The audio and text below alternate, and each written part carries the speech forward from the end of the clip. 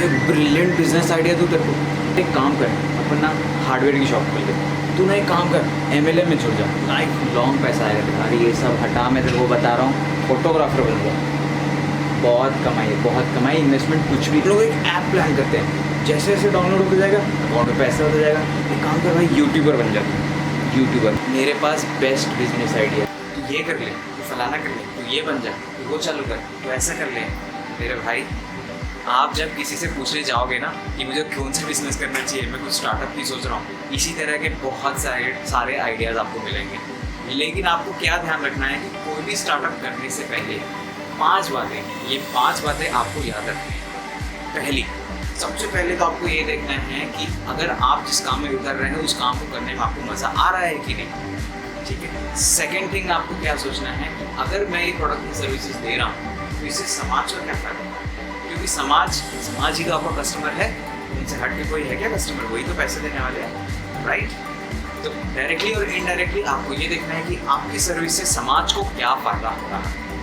Third and very important thing, आपको budget में रहना है। अपना बजट, होता है ना कि जितना चादर हो उतना ही पैर फैलाना चाहिए। उसका यही मतलब होता है कि आप ज़रूरत से ज़्यादा इन्वेस्ट कर दोगे तो हो सकता है कि बिजनेस उस स्पीड से ना चले और वो सारा पैसा डूबने लगे। उस टाइम आप अब जिसे उधार लेके कर रहे हो उसके पैसे भी रिटर्न नहीं कर पाओगे। इसलिए very important to have a budget, और ये बजट ऐसा हो जिसका फटका आप झेल सकते हो। कहने का मतलब ये बजट ऐसा हो जो लॉस आप झेल सकते हो। ठीक है। फोर्थ थिंग इस हमें ये देखना है कि फ्यूचरिस्टिक हो।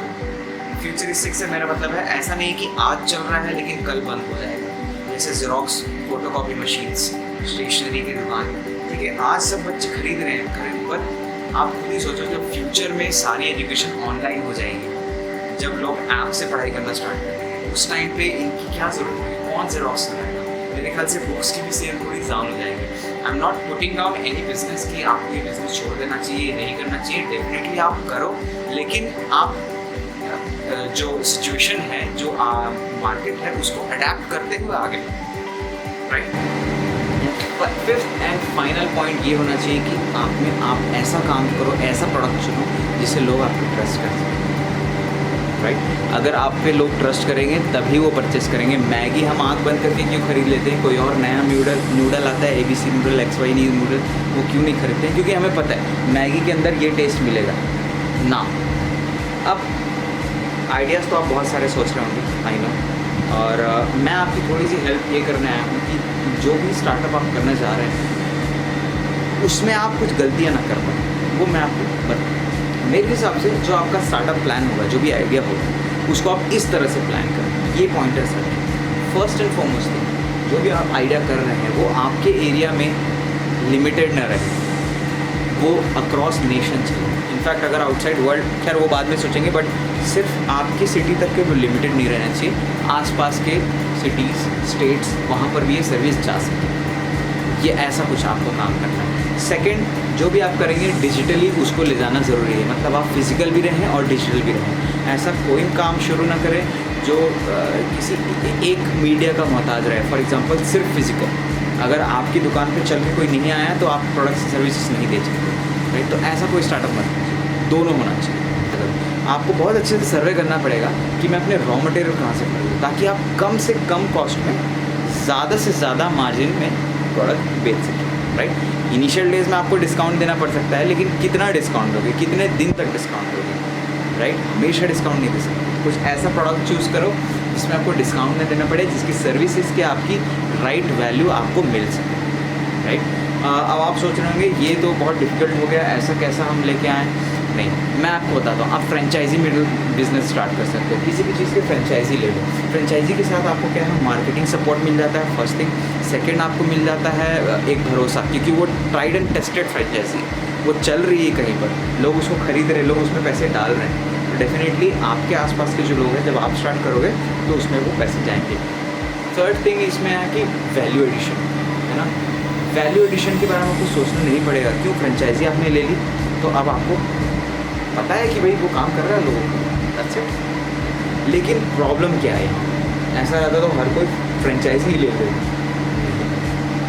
Franchises usually cost more at least 8 से 10 लाख रुपए फ्रेंचाइजी की वैल्यू होती ही होती है, आप वो फीस उनको देना पड़ता है। लेकिन हमारे पास तो इतना पैसा नहीं है, क्योंकि हम बात कर रहे हैं इन्वेस्टमेंट विद इन 3 लाख।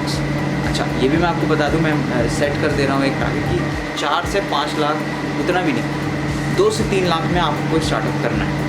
आज के डेट में अगर आपको 30-40 हज़ार महीने का कमाना है तो एटलीस्ट 3-4 लाख आपको डालना ही पड़ेगा, राइट। तो मैं उसके हिसाब से आपको प्लानिंग दे, मैं बहुत बड़े बिज़नेस की बात नहीं कर रहा हूँ, मैं छोटे बिज़नेस की बात कर रहा हूँ, जिसको हम बाद में बड़ा बिज़नेस कर सकते हैं, राइट। तो ऐसी कोई चीज़ को आप सोच रहे होंगे इतना कुछ बता दिए हो तो एक आध कुछ आइडिया भी बता दो। चलो मैं ही बता देता हूँ कि कुछ फ्रेंचाइजीज जो आप ले सकते हैं। सबसे पहली फ्रेंचाइजी जो आप ले सकते हैं वो है विवेक बिंदर जी की फ्रेंचाइजी। विवेक बिंदर जी मोटिवेशनल स्पीकर हैं, आपने सुना होगा, इंटरनेशनल बिजनेस कोच भी हैं वो। उन्होंने हज़ारों कंपनीज़ को लॉस मेकिंग से प्रॉफिट मेकिंग स्टेज पे लेके आए। कई करियर प्रोफेशनल जो कि स्टार्ट करना चाहते थे अपना बिजनेस और किसी वजह से नॉलेज गैप होने की वजह से, मैनेजमेंट स्किल्स की कमी होने की वजह से वो नहीं कर पाते थे, विवेक बिंदर जी ने उनको सपोर्ट किया है, हेल्प किया है और इसकी वजह से आज वो ग्रो कर रहे हैं अपने बिजनेस को, राइट। तो उनकी आप फ्रेंचाइजी ले सकते हैं।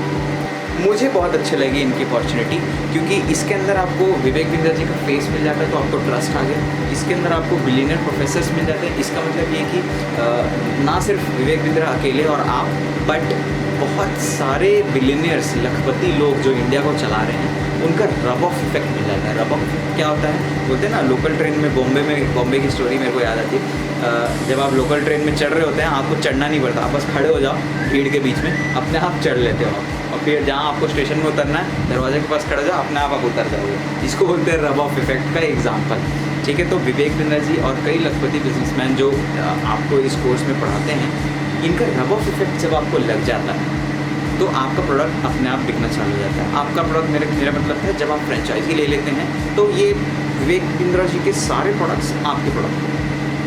तो इस तरह का अगर आप प्रोडक्ट या कोई फ्रेंचाइजी लेते हो जिसमें समाज का भी फ़ायदा है, जो जिसका ऑलरेडी एक बिज़नेस में फेस है, जो कि जिसका इन्वेस्टमेंट भी बहुत कम है, ठीक है, तो डेफिनेटली आप सक्सीड कर लोगे। And yes, very important thing, मैंने सपोर्ट सिस्टम भी इसका एनालाइज किया है डॉक्टर विवेक बिंद्रा जी की अपॉर्चुनिटी का। तो आपको इस लेवल पे सपोर्ट मिलता है कि आप अगर उसमें काम नहीं भी करते ना, देखिए जब भी हम ऑनलाइन कुछ काम करते हैं ना, मेरे पर्सनल एक्सपीरियंस है, तो हम ना थोड़ा सा फ्री हो जाते हैं कि चल यार आज काम किए नहीं किए, फ्रीलांसिंग इज फ्री हो जाते हैं। लेकिन विवेक बिंदर जी के साथ जब आप काम करते हो ना, तो वो आपको पुश करते रहते हैं, हमेशा आपको पॉलिश करते रहेंगे कि आप काम कीजिए, आप अच्छे बनिए, आज बेहतर बनिए, ठीक है। तो डेफिनेटली इससे जो है आपका कंपाउंडिंग जो है ग्रोथ होता है।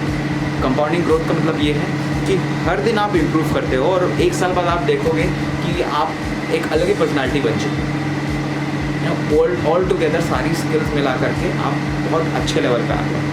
तो मेरे हिसाब से अगर आप कोई दूसरा बिजनेस भी कर रहे हो तो भी विवेक बिंदर जी के फ्रेंचाइजी के बारे में एक बार ज़रूर पता कर लेना।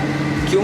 क्योंकि इनके कोर्स, इनके साथ काम करके आपकी खुद की पर्सनल स्किल्स भी डेवलप हो, जिसको आप अपने बिजनेस में इम्प्लीमेंट कर सकते हो। आज की वीडियो में यही क्लोज करता हूँ। नेक्स्ट टाइम हम एक और बर्निंग प्रॉब्लम के बारे में डिस्कस करेंगे, जो कि कॉलेज स्टूडेंट्स आज के डेट में फेस कर रहे हैं। And definitely see you there. और अगर ये YouTube पे देख रहे हो आप, तो प्लीज़ लाइक शेयर कमेंट, वो तो बोलने की बात ही नहीं है। अगर अच्छा लगा है तो हाँ, अगर आपको अच्छा नहीं भी लगा है तो मुझे कमेंट्स में बताइए कि आपको क्या अच्छा नहीं लगा है। मैं ट्राई करूँगा, मैं कंटिन्यूस इम्प्रूवमेंट में विश्वास रखता हूँ। तो definitely I want to get better for you tomorrow, so please like share and subscribe.